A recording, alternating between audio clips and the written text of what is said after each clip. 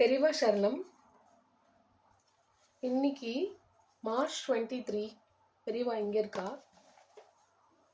இன்னைக்கு தலைப்பு அம்பாள் கிருபை.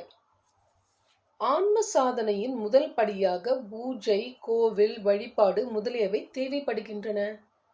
உலக நினைவிலேயே உழன்று கொண்டிருப்பவர்களுக்கு ஆரம்பத்தில் இவைதான் பரமாத்மாவை நினைக்க உதவும் சாதனங்களாகும். இந்த கட்டத்தில் சுவாமி கோவிலில் மட்டுமின்றி எல்லா இடத்திலும் வியாபித்திருக்கிறார்.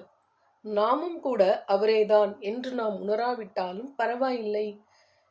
மூல விக்கிரகத்தில் தான் சுவாமி இருக்கிறார் என்று நினைத்து கோவில் தூணிலேயே நாம் பிரசாத கையை துடைத்து விட்டு வந்தாலும் பாதகமில்லை.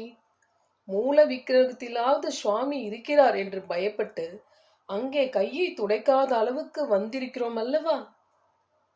சுவாமி இல்லவே இல்லை என்று நினைக்காமல் ஒரு இடத்திலாவது சுவாமி இருக்கிறார் என்று பயபக்தியுடன் ஆரம்பித்தாலே போதும். சிரத்தை குறையாமல் நம்பிக்கை மாறாமல் முயற்சி செய்து கொண்டே இருந்தால் நாலாவட்டத்தில் சுவாமி எங்கும் இருக்கிறார், எல்லாமாக இருக்கிறார் என்பது புத்திக்கு புரியும். புத்திக்கு புரிவது அனுபவமாக ஆவதற்கு பிரார்த்தனை செய்து கொண்டே இருக்க வேண்டும். ஞானாம்பிகை கிருபை செய்வாள். பெரியவா சரணம். தேங்க்யூ.